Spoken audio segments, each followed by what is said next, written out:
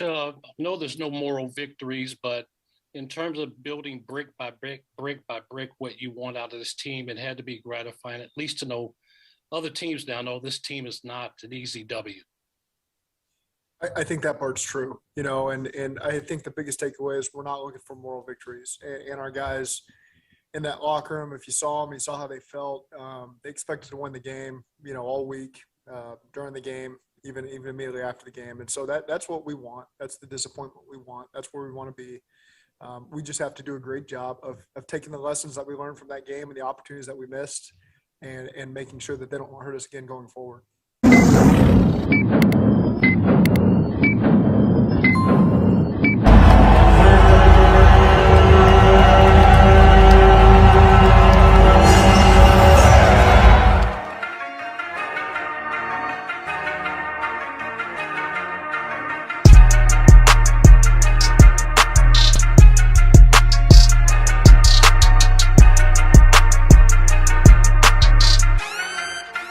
Welcome to the Queen City Strikes podcast. I'm your host, Ray Summers. Shout out to my co-host, Maverick, man. Tell him what's up, bro. What's up, everybody? Whew. Got a lot to get into today, man. Episode 10, the Bermuda Jungle. Man, let's get right into it. Yo. We got to get right into this. Bengals losing overtime 25-22. Man. Let's just get into it, bro. Let's just start with just the first four quarters. Your reaction, bro. Just give us just an overall take. It was an entertaining game, start to finish. Didn't know what was going to happen. Mm-hmm. And then the entire craziness of the missed kicks after missed kicks. That just topped off the crazy Sunday. Bro, they said, 5 total? Yes. Which killed me with that stat. Originally, I think when they said the stat, they were talking about 4 missed field goals in a row. And I'm like, wait a minute, 3 of them was from Green Bay. Let's clarify how many were there. Yeah. And then we missed again. Man, I'm right with you on that, man. It was just a roller coaster like game full of emotions, from basically the beginning of the game to finish, including up, down. Yeah, straight up, down, including the overtime. That was just crazy, like just the way it ended. I really thought the Bengals had the game won. I know everybody else listening to this, watching this did, but it really felt like, honestly, yes, the Packers are a good team, but I felt like the Bengals was the better team out there yesterday, man. That's just me. I believe they could have, like I said it during the Stripe Rewind, they could have been up, I'll say maybe like 17-6 or maybe 13-6. Even 10-6, like they could have been up. They could have had like a good lead to where they could have sealed this, like going down the road. But the result, they lost in overtime, 25-22. Do you feel like Zach Taylor coached a good, bad, or decent game on this? I will say decent. I won't say bad. Overall, decent. Were there bad decisions made? Yes. But was that Zach Taylor? Was that the offensive coordinator? Was that Joe Burrow?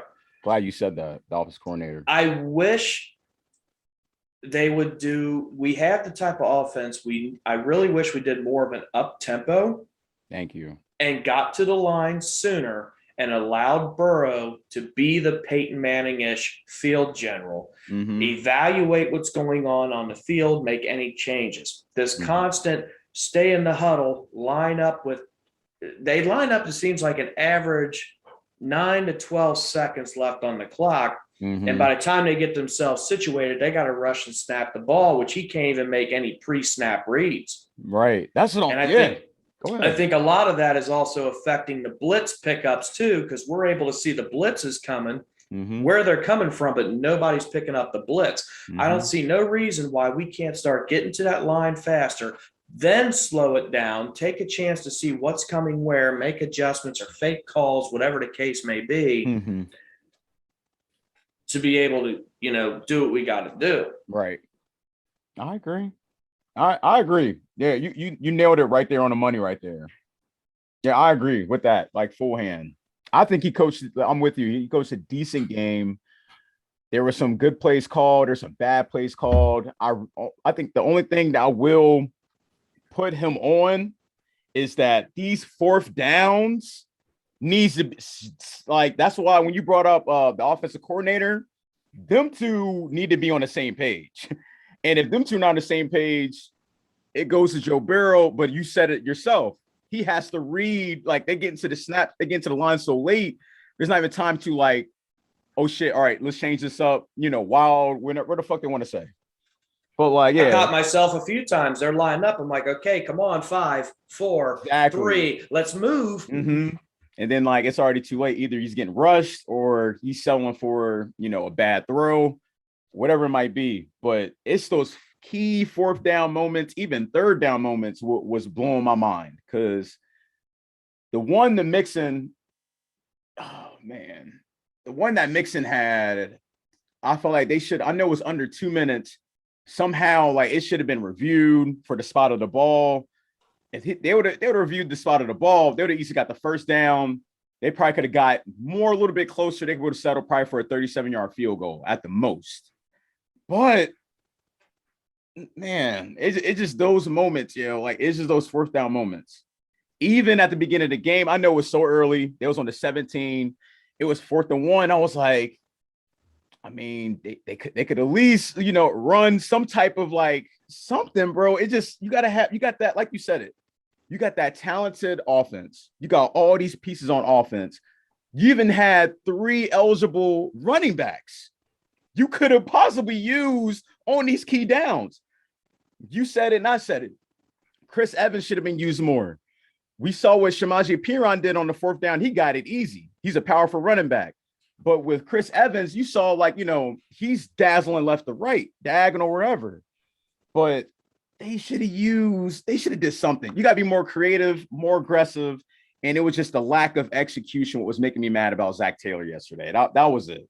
It was just a lack of execution. Yeah, I like how you said there. One play that stuck out to me, and I've been stating this for every game so far, is at some point I would like to see a wishbone-style formation. Facts. Where you have, whether it's Evans and Mixon or Perine and Mixon, where you have 2 running backs in the backfield. At one point, they actually did a play, which I was like, okay, it's nice to see something a little different. They had Jamar Chase line up as the running back. Mm-hmm.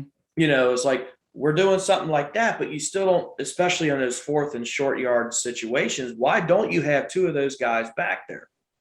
I don't understand. Why not? I really don't understand. You could even put like this imaginary play I had in my mind of what they could have did on these 4th down situations. Either what we've been seeing the past couple of weeks, they've been excelling at the play action. We didn't see a lot of that at all really yesterday. That, or you could have put Jamar Chase, for instance, in motion, having us swing to the left side, to the right side. This whole left side is open. They could immediately, with having the trio in the back, or just Mixon and Evans in the back, or Mixon and Perine, wherever you want to have in the back, it could have been a fake this way, pitch to the left. He would have easily got the first down out of bounds, or Burrow could have kept it himself with a play action and ran out of bounds and got the first down to the side. To counter what you just said. Go ahead, though.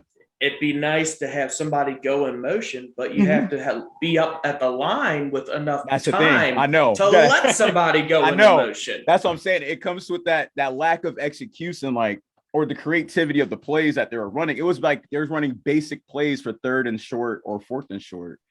That was one thing that was blowing my mind. The generic plays. It was just too basic.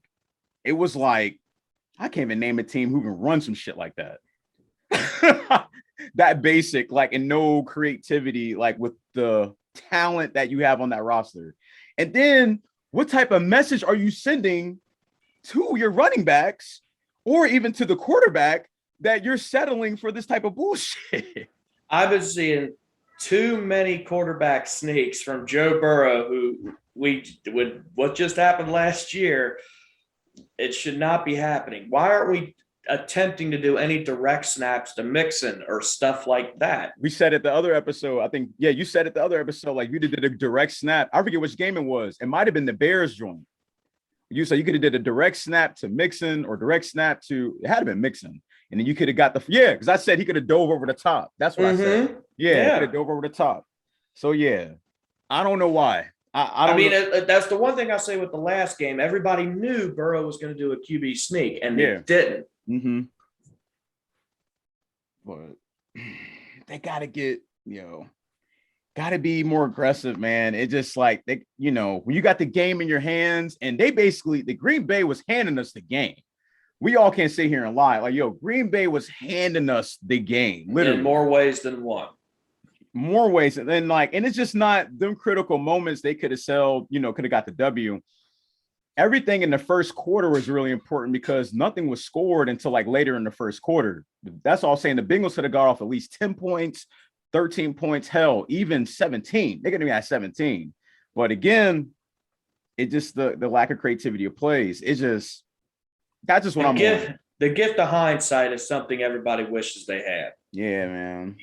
There were missed opportunities, but also the same could be said for Green Bay. There were missed tackle opportunities that allowed Green Bay to move down the field. There were missed crucial catches on third and fourth down. That was, so many things that back to fundamentals with some of the stuff. Right. Open field tackles are getting missed.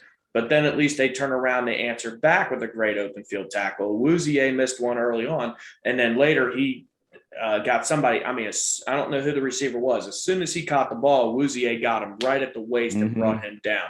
Great open field tackle. Hell yeah. And later on, you have a play like Eli Apple, lets him get right on through down the middle. Too many times, you have one of the top receivers of the league, if not the top receiver in the league right now with Adams. Too many times he was left wide open in the middle. Way too many. I don't know if that was a missed assignment, if that was just, I don't know what it was. Could have been communication issues. That too. Could have.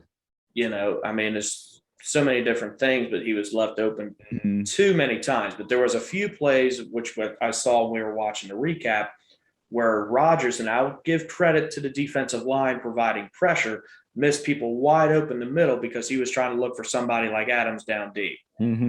I agree. I agree. And we ain't trying to get off a tangent, y'all. We just ranting right now. It was a great, exciting game. Yeah, it was a great unfortunately, game. we didn't come out with the win. I mean, that was crazy. I mean, you have it perfect with the title, the Bermuda Jungle. Yeah. I mean, I've never seen so many missed field goals. I mean, every time Crosby came up, I'm like, oh, there ain't no way he's missing this. This is the ball game. He missed it. I mean, I couldn't believe it. Yeah, I was shocked. And then McPherson, I've been, jamming him up the entire, time so far. Man. And then he missed. But now here's the one thing I'm going to say with that. He is a rookie kicker. Right.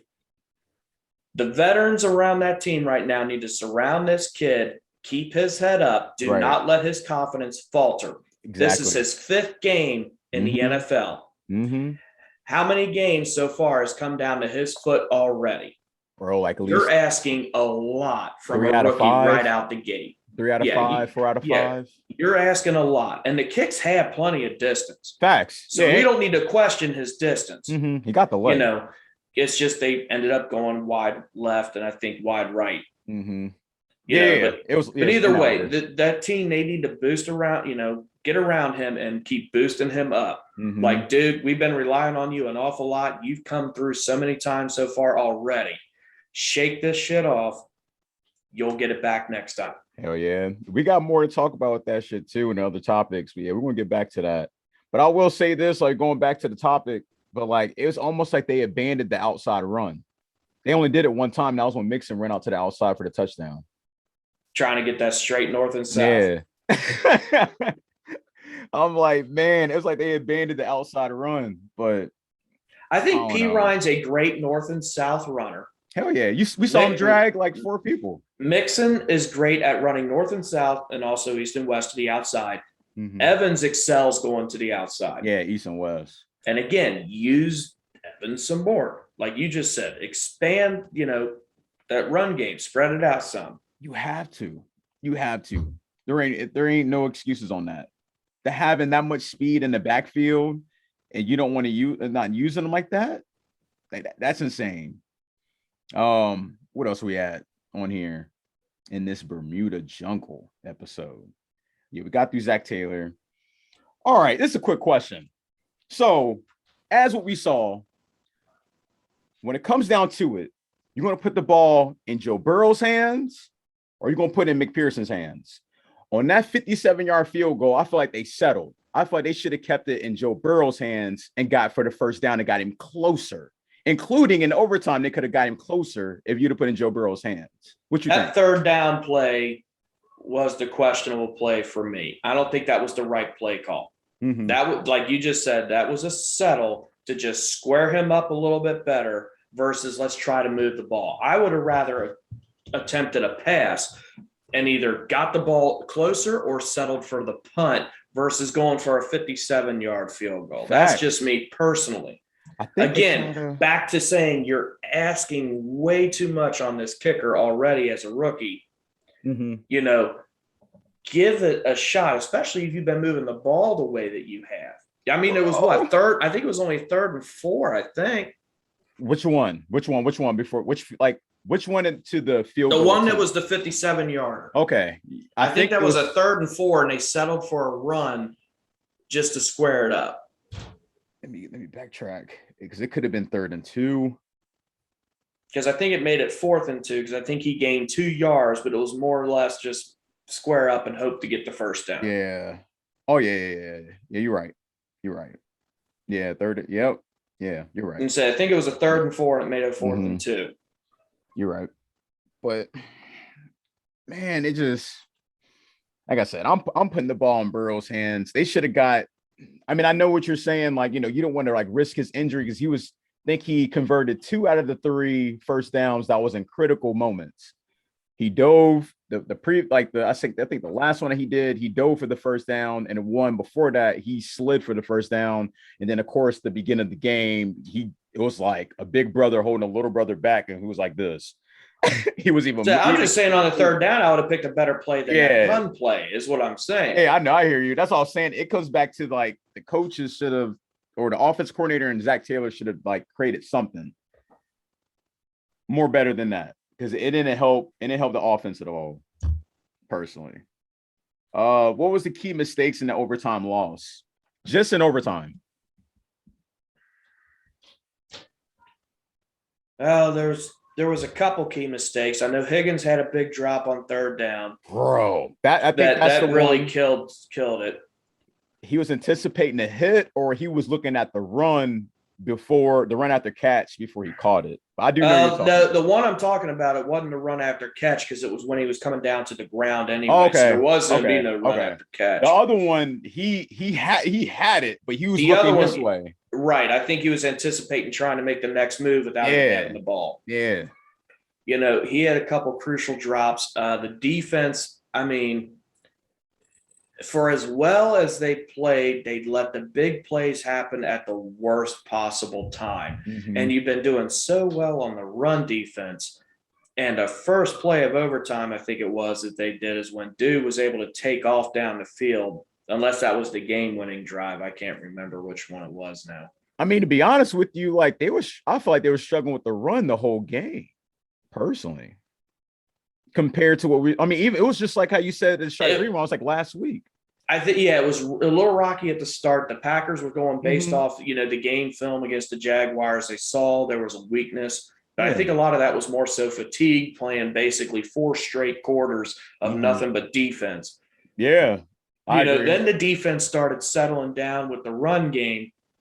And that's when Rodgers started hitting Adams on those deep balls. Adams already had over 100 yards in just the first half of the regulation. Bro. And they were getting them, and that's what was really killing him was Adams. Bro, he had 206 yards total. Yeah. 206 yards total with 11 receptions, 1 TD. That one play blew my mind because I'm pretty sure it was Von Bell, Uzi, and Jesse Bates, and it looked like it was miscommunication. Y'all seen on the Stripe Rewind, but yeah, Devontae Adams got like a big play. I think it led to the Crosby miss. Yes, Aaron Jones was tearing it up. He averaged 7.4 yards per carry on 14 carries. Mm-hmm.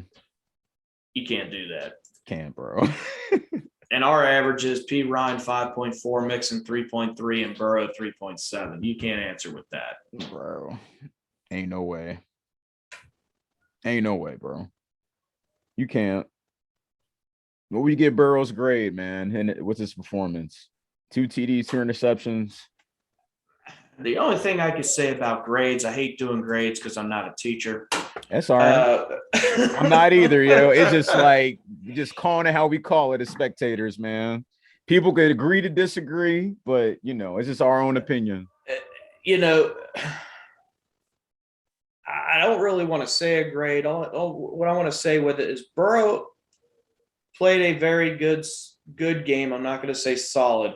He played a good game. He got good passes when he needed to, but there were plenty of questionable calls. That first down, don't worry about constantly trying to make a play. When there's not a play there, don't force it. Throw it out of bounds. And he threw it. He threw that unnecessary interception, which was a momentum killer because they were moving down the field. Yes, they were. Play off of Jamar Chase. I mean, I get you're a competitor. We love that about you. Don't take unnecessary hits like that one you took and got rocked on. Mm-hmm. Go down for the slide. Just get what you got to get if you absolutely have to, but don't just voluntarily just keep taking off. Facts. But again, if there's no play there, don't force it. Throw the ball away. I get most of your big play abilities comes on the fly. Mm-hmm. The big pass play at the end of the first half to Jamar Chase was on the fly. Yes, it was. I get you're a risk taker, but when you know the risk isn't there, don't bother taking it. It's okay to just give the ball up, out of bounds and go, okay, we'll get it back on the second down. Mm-hmm. You don't have to constantly try to make something happen. I'm with you, bro. I'm with you. I'm giving them.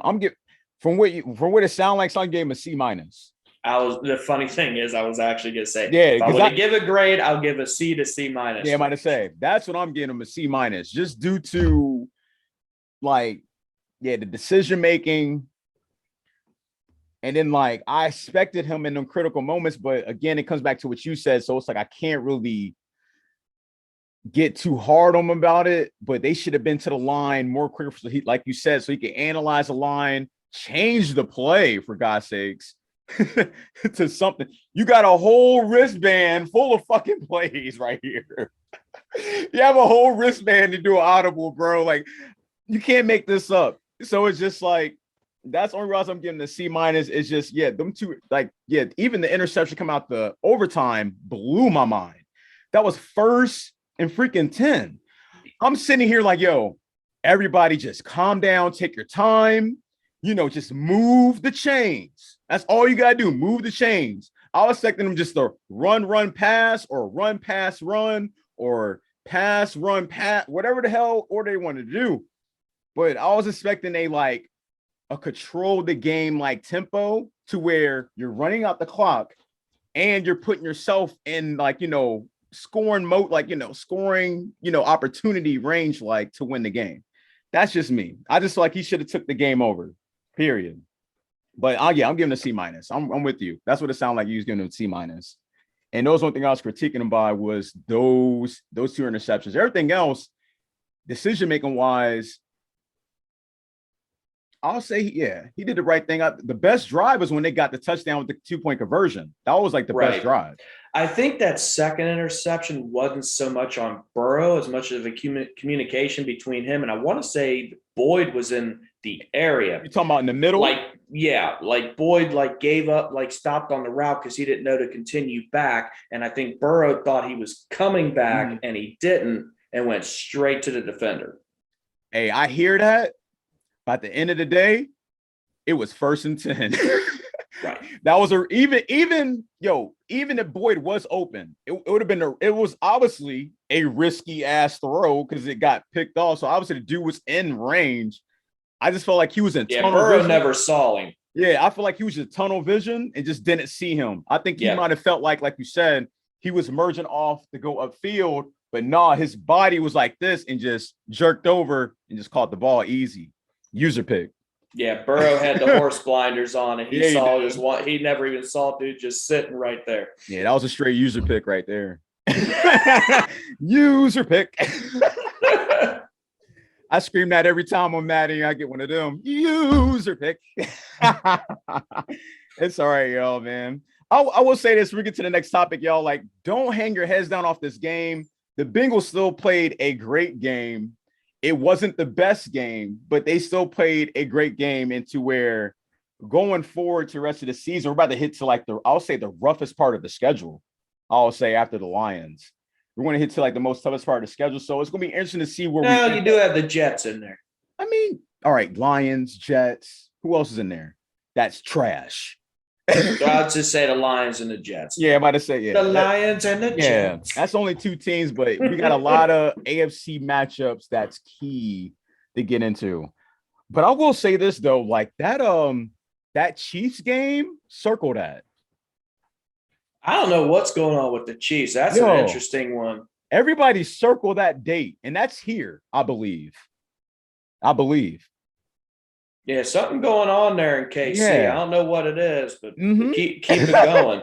Keep it going. That might bring us back. You remember that game, Peter Rourke and Chad Johnson with Trent Green as the quarterback at the Kansas City? They came in at 6-0. They ended up winning.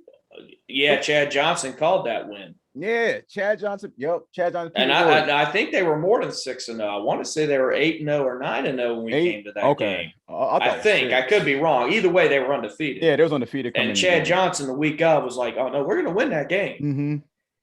And I remember that I left where I was working at the time. I left that job early. I bailed, went on Holmes to watch that game. Oh, I did. I said, "Fuck this, I'm leaving." Yo, that shit was incredible. I'll never get that. People that remember that, you remember where you were at that time. But yeah, circle that date. Hey, Priest Holmes was still their running back. Yes, yeah. Priest Holmes was there. Gonzalez, of course, was the tight end. Yep. Yeah. Man, you hit me with the throwback.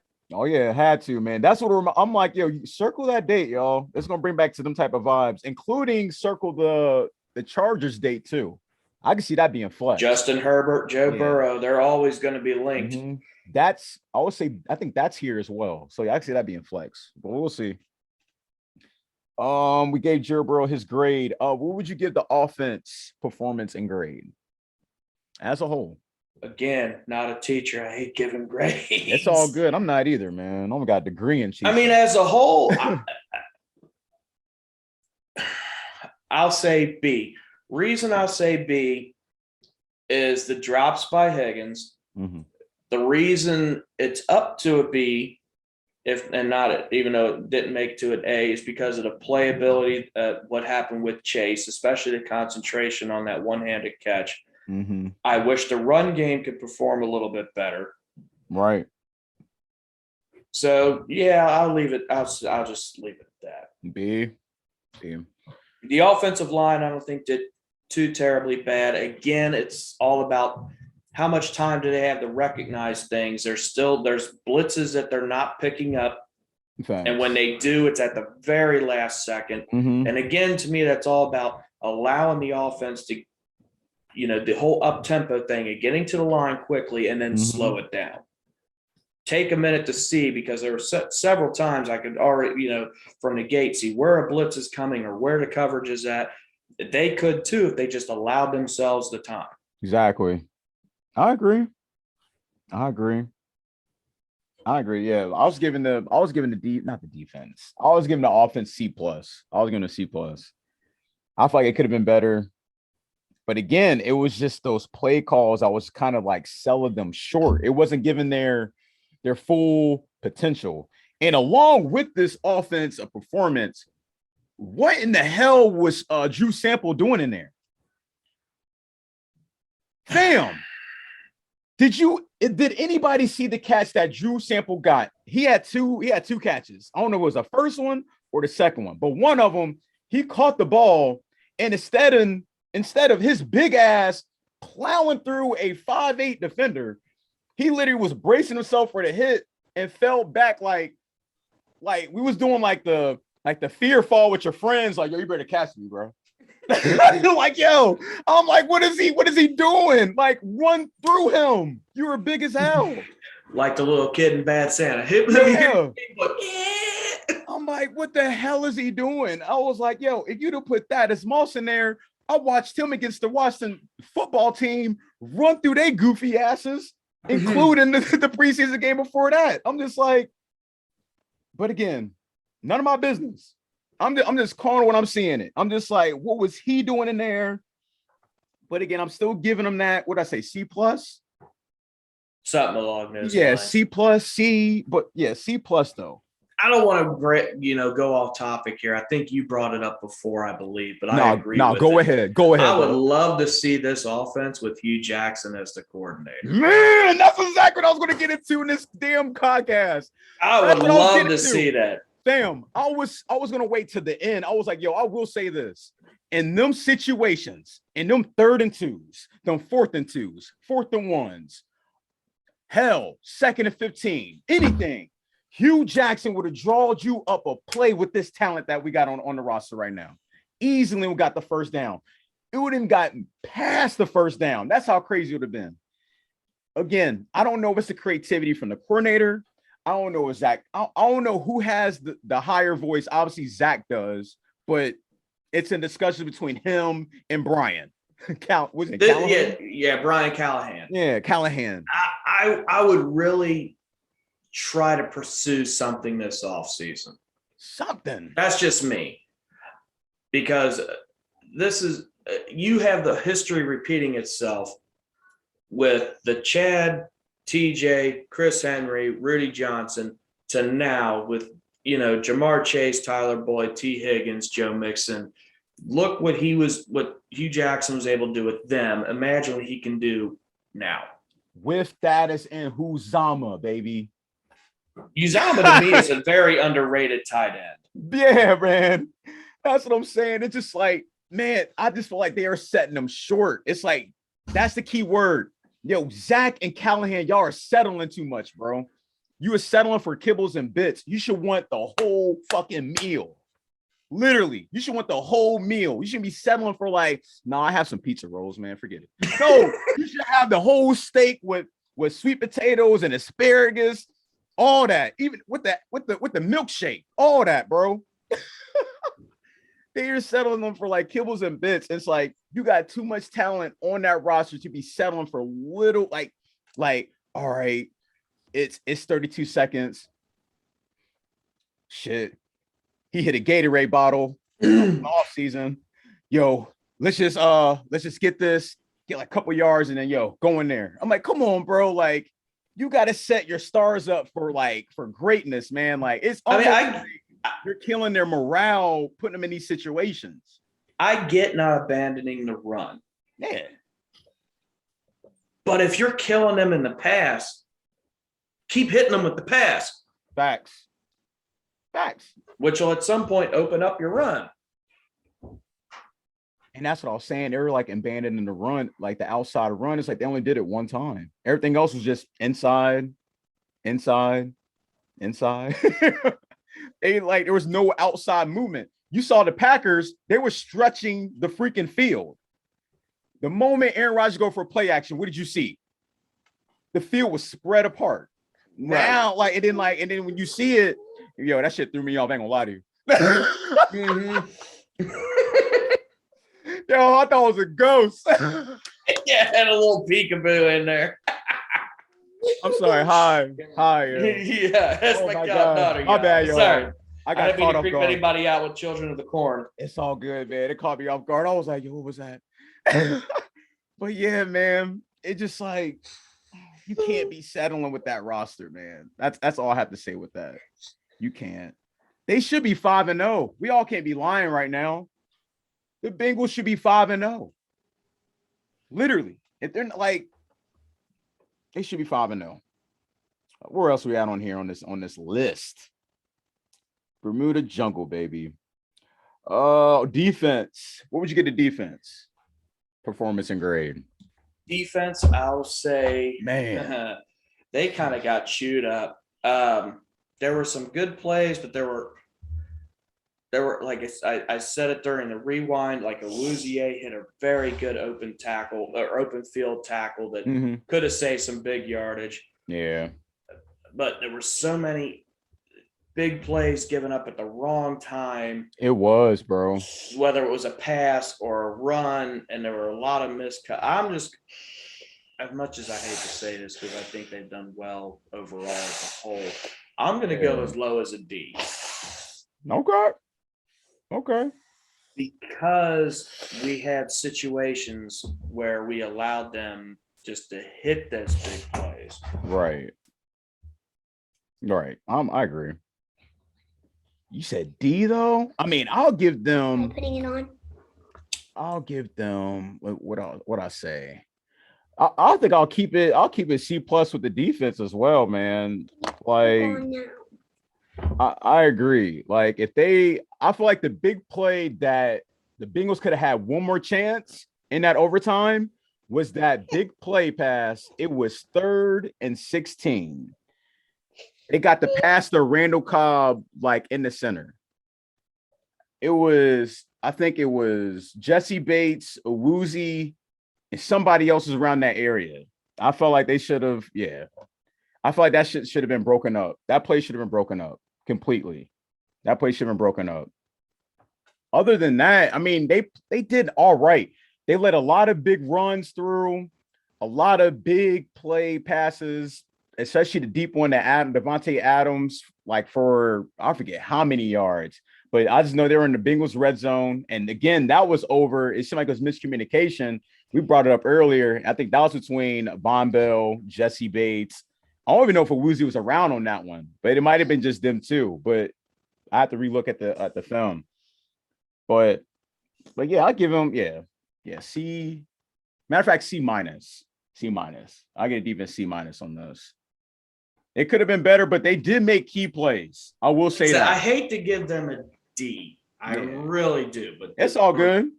There were too many just big plays at prime time, key moments that we're talking about. Like the ending of the regulation. We missed a field goal. Green Bay has 0 timeouts. You're going against Aaron Rodgers. You have 20-some seconds left. They needed to move 35, 40 yards to be in field goal range. Yeah, around there. You let them do it in one play. And that should have ended it without even getting to that opportunity to win the game. Easy. That's why I have to say, that's why I hate to go that low, but that's why I have to go to a D. Yeah, I agree. It's bad, man. When you want to get this special teams, man. We got to get to the special teams, bro. And I know y'all been waiting on this. We got to get to the special teams. Yeah, special teams was terrible, at least on both sides. Go ahead, bro. It was at least terrible as far as the kicking aspect on both sides. But I will say, for as much grief as I give to Brandon Wilson, he did have a very good, I don't remember if it was a punt return or a kick return, but he was taken off.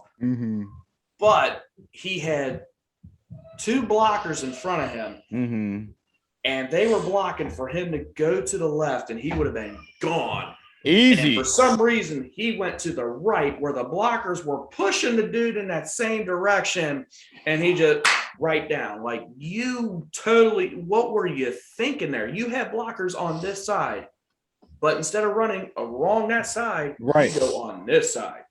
He had to been like in tunnel vision. Like he didn't. I don't know what happened. See nothing. Yo, I'm giving. Hold on. Would you give your grade yet? I didn't give a grade. But obviously, with the missed kicks and everything, you have to just go with an F. I mean, it's an F on both teams. Oh, man. I'm giving them a D. I'm giving the special teams a D. And other than what Maverick was talking about, them celebrating, that had been the most embarrassing moment I've ever seen in Bengal history, bro. Like, literally. I kid you not. Nick Pearson kicks it. He just starts celebrating. Everybody cheesing from literally, like, everybody has the Twizzler smile. Everybody's smiling from ear to ear. And then I'm sitting here looking. I'm like, I sat on the strike rewind. I'm like, I don't know what the hell they looking at, but he missed the damn field goal. Like, what the hell are they celebrating for? They sitting there jumping up and down. CJ Huzama should be ashamed of himself. He was smiling all in the camera. They caught him at 4K, smiling, cheesing, bro, through the face mask. I'm like, and then what made me laugh was when he realized he missed it. It was almost like he looked back, was like, what the fuck they celebrating for? And then the Packers just called his helmet like, you missed it, you fucking idiot. And then like it was extra time, bro. Like I couldn't believe I got a visitor. Oh, you good, man. You good, man. It was just hilarious, bro. Like I was just like, I couldn't believe the stuff I was seeing. Like they was cheesing literally in 4K, like they won the game. I'm like, yo, he completely missed it. But I will tell you this, man. I don't know what was going on down at that stadium, but that win was a huge factor to that game yesterday. Obviously. I don't know how much of it was the win or what. Something crazy was happening at Paul Brown. Bro, I don't know what was going on, bro. I don't know. I don't know what was getting the people down there. You had a veteran kicker and a rookie kicker just kicking it everywhere, but which way it needed to go. Hallucinating like they made it, though. Like, Jesus. What the hell was y'all on, bro? Like, what is in the Gatorade jug, man? Like, it was just insane. It was insane. But for your updated Bengals Rakings, man, for the total offense, they ranked 24th.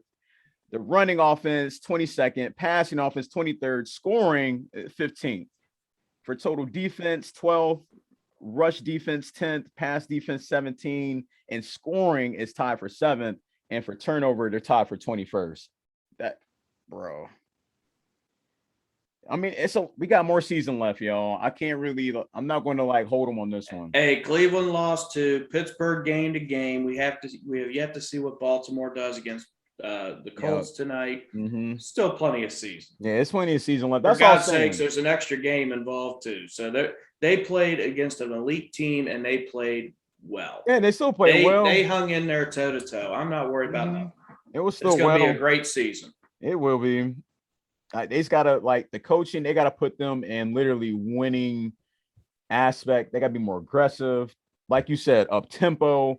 You gotta be literally because I mean, I'll say this: the moment they start the game, I already knew. I was like, all right, they're gonna come out guns blazing, just passing, throwing that shit. I agree with it, but pick a goddamn play that's solid, like that's gonna keep the chains moving.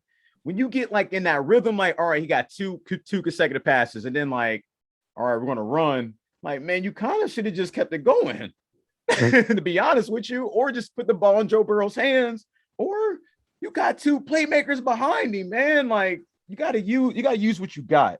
And I felt like he wasn't sending the right message to the team with that. We kind of already answered. I mean, did you like the usage of all three of those running backs? No. I didn't. I think Mixon should have sat out personally. And I'm not even disrespecting him. I love this touchdown. This touchdown was a key part of the game, but it kind of messes up the momentum for both of them players. That's 100% healthy, if that makes sense. Mm-hmm. And again, I'm not trying to like shit on Mixon, but it's just like it literally threw off the rhythm of both of them, and it kind of excluded Evans out still. P. Ryan is. He's a good primary back. Yeah. And Evans is a very good secondary back. Mm-hmm. Utilize the two of them, bring Mixon in occasionally. You didn't need to rely on him so much coming off the the ankle injury. Yeah. And that's no disrespect to Mixon, allow him to rest. But you got to utilize the weapons that you have a little more. Exactly. Again, it's like, what message are you sending? For real, it's like I'll put it this way: if it was Giovanni Bernard, instead of Chris Evans, we would have seen a lot more Giovanni Bernard. Facts, like we did last season. But for whatever reason, they're just I don't know. I really don't know what the reason is. If it's because he's a rookie or whatever the case may be, you're not utilizing him and using him as much as they could be.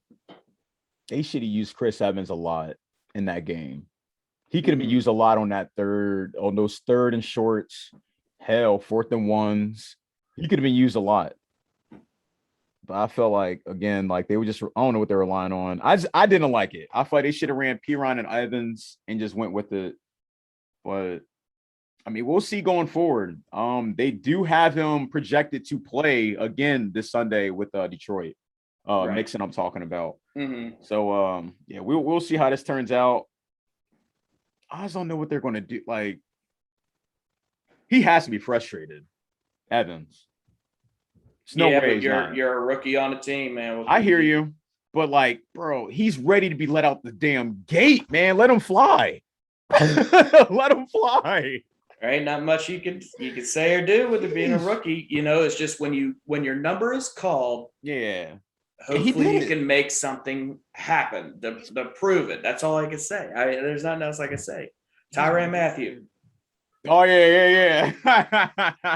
Just throw my arms up. Nothing else I can say. I'm with you, bro. I just feel like he's been doing it, man. I feel like he's been doing everything like they asked him to do. Like he's not complaining. You know, he's not showing nothing. Like we will see going forward. Again, we got more season left. That was only game 5. We got more season left. There's a lot that can happen.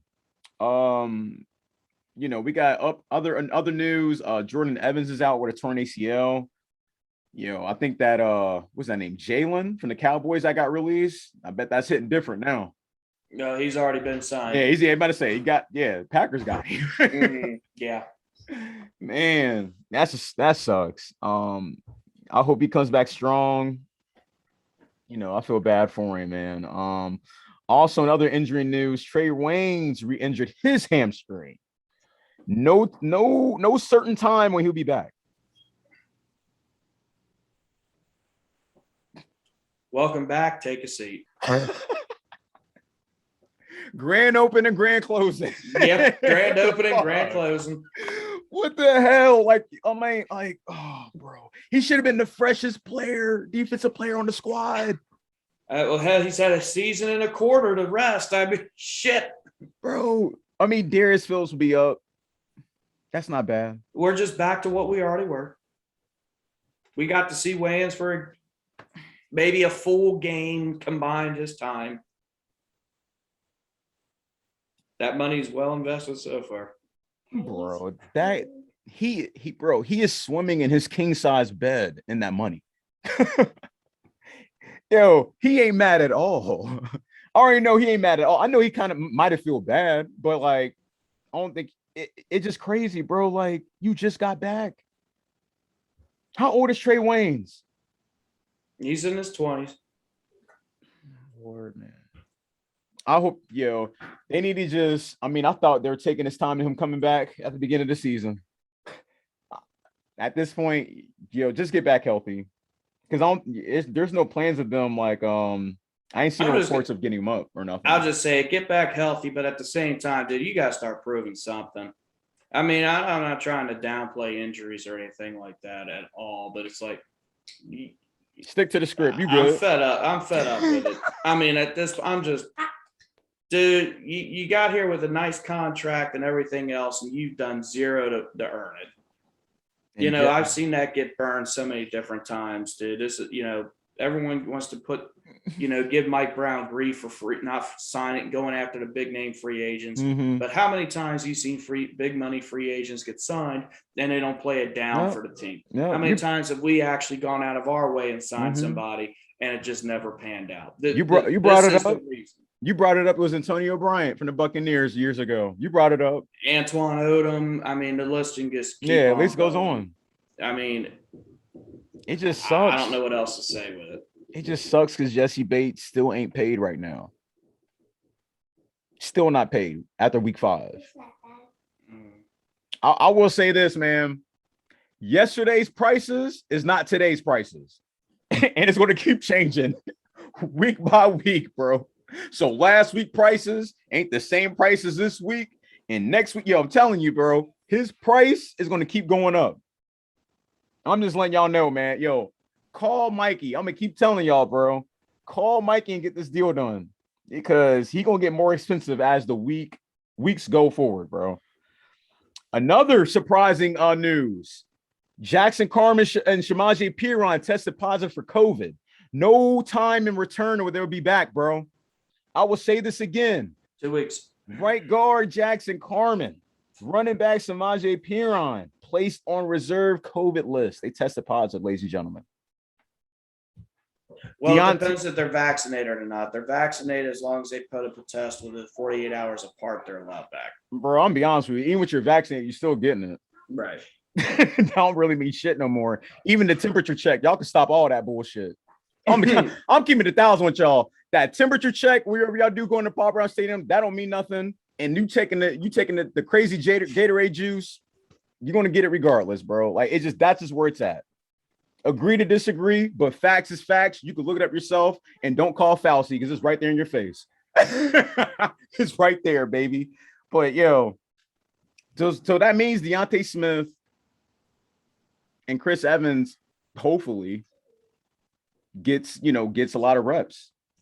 We will see. We'll see going forward. But again, they said there's no uncertain time of return of these two players, man.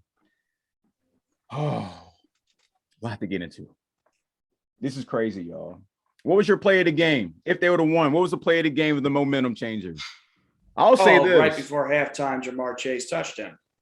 Oh, you got the touchdown? I'll say his it should have been the game sealing closer. Was that Ocho Cinco catch he caught on the sideline with the both feet in, dragging that left or right foot, whatever it might be. I think it was a right foot, dragging the right foot. I feel like that was a good play. Right. That was a real good play. I feel like that was a play of the game. No MVPs on this. I'm not even going to ask you about that. We talked about this last week, those additional names that we wanted to add to the Ring of Honor. The names you brought up that we're discussing outside of here, we brought up safety Reggie Nelson. That could possibly he broke some records here. I think he broke the interceptions record, might have been. It might have been that. I think there's so many names. Icky Woods. I think they had that. Yeah, I'm gonna say outside of the list that they have already set, it's just like future ones in like 2040 or some goofy shit. Yeah, like we're just speaking, outside the line on this. I think you mentioned TKO Spikes. Oh yeah, TKO Spikes. Yeah, I think you mentioned him as well. And then I think we're debating if Marvin Lewis deserved a jacket. And I forget what you said. I changed my stance on it. I said I believe he should. Yeah, I might say he should. Just because of the culture that he changed and made us he made us recognizable. Facts. If that's the word I want to use. Yeah, especially if we're going to give Andy Dalton one for all the records that he broke here, you have to give Marvin Lewis one off rip. Hey, 5 straight years winning, in the playoffs. Mm-hmm. We never did that. Mm-hmm. He might as well be on there with Dalton, low key. He might as well be there with Dalton that day. But yeah, those are the names that we wanted to add in. Again, to our closing, man. Next game is this Sunday against 0-5 Detroit. They are 0-5, correct? I don't remember them winning any games. But I will say this: the Ravens and the Vikings barely won, so don't shorthand these individuals. They're hungry for their first win, so you better play like you down 21-0 at halftime. Look how it went with Jacksonville. Yeah, man. Like you said it best. You have to play a full, complete game from start to finish. Full, complete game, bro. So yeah, that's quote from Maverick, bro. Like you gotta finish a full, complete game. I've been with that from the beginning since you said that. And you gotta keep that same energy too. 4 quarters. But yeah, Ravens and Vikings barely won against not the Dolphins, but Detroit. So yeah. What's your score prediction for this game? Against the Lions? Yes, sir. And yes, the Lions, as the Facebook fact checkers would say, they are 0-5. Mm-hmm. I mean, to me, the Bengals should win. I mean, it is at Detroit. Yeah. But I see no reasons why we should not win this game. Mm-hmm. That's just how I see it. I mean, Joe Burrow's expected to play. Everyone on offense is there. All right. They seem to respond after a loss. They responded after the loss to the Bears. I see no reason why we can't win. Oh yeah, this is a must-win game. I think my prediction, I'm gonna go 35-13. Yeah, 35-13. But it's gonna be a rough first half. I won't tell you that. Depending on how they start the game. If they start the game flat, yeah, expect it to be at least 10-13 at halftime, or Yeah, around that area. It's gonna be low, but the second half they're gonna come out strong. Something tells me it's going to end up being like the Pittsburgh game. We're gonna win by 10. Okay. I'll say. Not even mad at that. It all depends on what type of Jared Goff you're going to get. Who? No, I don't remember what weapons they got because Marvin Jones ain't there no more. DeAndre Swift, running back. Amon-Ra St. Brown, wide receiver. Jamal Williams, running back. Trinity Benson, wide receiver. Terrell Williams, wide receiver. The hell? Tom Kennedy, wide receiver. Khalif Raymond. You got to me, that's a lot of no names on that Lions team. Yo, it sounds like some shit like with Keanu Reeves with the replacements. The fuck? I don't even know none of these names. You see her name and I'm like, the hell? Like, who were these people? Yes, the replacements with Jared Goff. Yeah, Jared Goff is Shane Falco. Offer it. Jared Goff is Shane Falco. Everybody else is replacements. Yeah, Khalif Raymond, Amon-Ra St. Brown, and Kaderil Hodge are their top 3 receivers. DeAndre Smith is their starting running back, followed by Jamal Williams. Lord. I see at least 10, but it all depends on what happens. But for all those people out there, here's going to be the game where you get to watch our pick, Jamar Chase, versus your pick, Penei Sewell. Yeah, man. You're going to see it. I really hope the defense I think I'm looking at those matchups the whole game. Is like with the defense or how they run it through Sewell. He's playing the left side, correct? He is playing left tackle. Yeah, left tackle. Okay. So, yeah, pay attention to everybody. That's something to look forward to. Well, yeah, man. I can't get this last moments out of my mind, bro. These dudes passed Jamar Chase for 21 yards. Mixon rushed for 4, 1st and 10. Joe Mixon rushed for another 4 yards, 2nd and 6. Made it 3rd and 2. Then he rushed for 1 yard. And they settled for the 49-yard field goal. I can't get over that shit. I'm mind blown by that. But we'll get off that, man. What else we got on here? Getting towards the end. Where we at on this list? Oops, wrong one. There we go. We did our prediction. Okay, round the league results, and we'll get out of here. Here we go. Where we at? Here we go. Past Thursday night, Rams beat the Seahawks 26-17. Packers beat the Bengals 25-22. Falcons beat the Jets. I think that was the morning game in UK, 27-20. I don't think anybody tuned into that. I ain't hear nothing about that game. I'm gonna be honest with you. Lions lose to the Vikings 17-19. Damn. Broncos lose to the Steelers 27-19. Buccaneers beat the Dolphins 45-17. Saints beat the Washington football team 33-22. Eagles beat the Panthers 21-18. Oh Lord. Freaking touchscreen. Okay. Oh man, where was I at? Did I say Titans? I think I was too busy looking at the Bengals' upcoming schedule. Oh, you're good, man. I think I said. All right, Eagles beat Panthers 21-18. Titans beat the Jaguars 37-19. Patriots win 25-22 against the Texans. I don't know what the hell is going on in the Texans. Bears beat the Raiders 20-9. I don't know how they did this, but the Browns lost somehow 47-20. They played a 42. Perfect game to come out with a loss. Jesus. I don't know how that happened, but I'm glad. Cowboys beat the Giants 44-20. Undefeated Cardinals beat the 49ers 17-10. And the game last night, Bills beat the Chiefs 38-20. Hell of a game. Hell of a game right there. Hell of a game. And now we're going to close this out, man. Shouts out to the Bearcats, ranked 3rd in the nation. Thanks to the Alabama loss, the Texas A&M. Salute. Everybody that blew my mind. Hell yeah, it did, bro. I was glad. Not going to lie. And another thing before we get out of here, these jersey combinations. I know you're a fan of the black with the white pants. I am not a fan of that shit. I wish they would just went either all black, and the past Thursday been nice. They went all orange. It's nice they just went all one color. That white throws off the whole jersey scheme. Literally.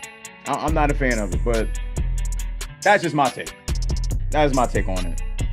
But that's all we got for y'all today, man. I'm your host, Ray Summers. That was episode 10, the Bermuda Jungle. Almost want to say triangle. The Bermuda Jungle. You can catch me on Instagram, Twitter, and Twitch. It's just Ray Summers _4. This Sunday we'll be streaming again, starting at 10 a.m. Power hour starts at 12. Shouts out to the new subscriber that tuned in on that day, and shouts out to everybody else that tuned in. Kudos to that. Other than that, Maverick, got anything to add before we get out of here so you get the dinner? I was just gonna say that the people that subscribed when you were doing the live broadcast. Salute. Thank you. Big salute. I'm about to say, keep the channel growing. Yo, share with your friends, family, co-worker, a homeless person, whoever, man. I know he don't got a phone, but shit, share it. Do something. Listen to it with him. I don't know.